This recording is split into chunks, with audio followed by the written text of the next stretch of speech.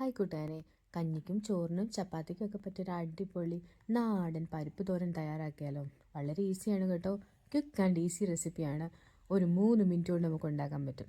ഞാനിവിടെ ഈ പരിപ്പാണ് എടുത്തിരിക്കുന്നത്, റോസ് കളർ പരിപ്പ്.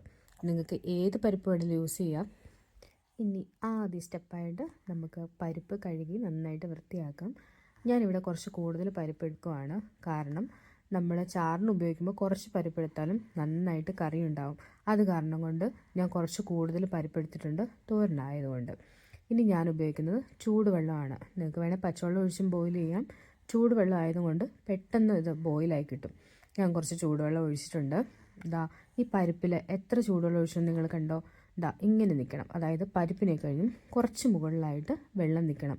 ഒത്തിരി വെള്ളം വെച്ചിട്ടുണ്ടെങ്കിൽ പരിപ്പ് നന്നായിട്ട് വെന്തിട്ട് നമുക്ക് തോരന് പകരം ചാറായി പോവും.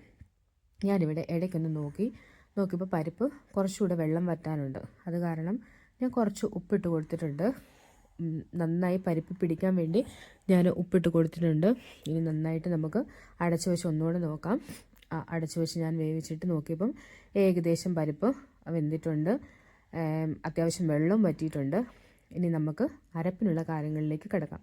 ഞാനിവിടെ എടുത്തേക്കുന്നത് സബോള, അതുപോലെ പച്ചമുളക്, കറിവേപ്പില, ഗാർലിക്. ഞാൻ പച്ചമുളക് കുറച്ചേ എടുത്തിട്ടുള്ളൂ. കാരണം മോൻ കഴിക്കുന്ന കാരണം കൊണ്ട് ഞാൻ കുറച്ച് മാത്രമേ എടുത്തുള്ളൂ. മോനധികം എരിവ് പറ്റത്തില്ല.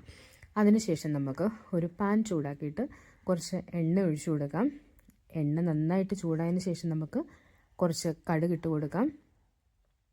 കടുക് നന്നായി പൊട്ടട്ടെ. കടുക് ഏകദേശം പൊട്ടിയിട്ടുണ്ട്. ഇനി അതിനുശേഷം ഞാൻ ഇട്ട് കൊടുക്കുന്നതാണ് ജീരകം. നമ്മുടെ നല്ല ജീരകമില്ലേ, ആ ജീരകമാണ് ഇട്ടേക്കുന്നത്.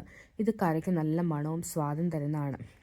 പിന്നെ പരിപ്പായതുകൊണ്ട് ഗ്യാസ്ട്രിക് ഉണ്ടാകാതിരിക്കാനും സഹായിക്കും. അപ്പം അതിനുശേഷം ഞാൻ ഇട്ട് കൊടുത്തിരിക്കുന്നത് ഗാർലിക്കാണ്. ഇനി ഗാർലിക്കിന് ശേഷം ബാക്കി ഇൻഗ്രീഡിയൻസ് ഇടാം. കറിവേപ്പില, സബോള, പച്ചമുളക്. നിങ്ങളുടെ എരിവ് എത്രയാണോ അതിനാവശ്യത്തിനുള്ള എരിവ് നിങ്ങൾക്ക് ഇട്ട് കൊടുക്കാം. ഞാൻ കുറച്ച് മാത്രമേ എരിവ് ഇട്ട് കൊടുക്കുന്നുള്ളൂ. അതിനുശേഷം നമുക്ക് നന്നായിട്ട് ഇളക്കി കൊടുക്കാം. ഇനി നമുക്ക് കുറച്ച് ഉപ്പിട്ട് കൊടുക്കാം. ഉപ്പിട്ടാൽ സബോള പെട്ടെന്ന് വഴണ്ട് കിട്ടും. ഓൾറെഡി ഞാൻ പരിപ്പിൽ ഉപ്പിട്ടിട്ടുണ്ട്. അത് കാരണം ഞാൻ കുറച്ച് ഉപ്പ് മാത്രമേ ഞാൻ ഇതിലിടുന്നുള്ളൂ. നന്നായി ചൂടായ ശേഷം നമുക്ക് കുറച്ച് മഞ്ഞൾപ്പൊടി ഇട്ട് കൊടുക്കാം. ചെറിയ ഇൻഗ്രീഡിയൻസ് മാത്രമേ നമ്മളിതിൽ ഉപയോഗിക്കുന്നുള്ളൂ, കുറച്ച് മാത്രം. നന്നായിട്ട് വഴഞ്ഞിട്ടുണ്ട് നമ്മുടെ മസാല.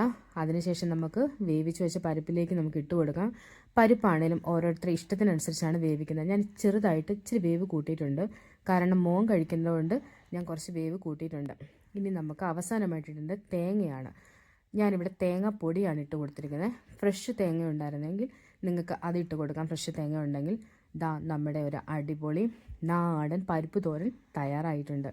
ചോറിനും ചപ്പാത്തിക്കും കഞ്ഞിക്കും എല്ലാം വളരെ അടിപൊളിയാണ് കേട്ടോ.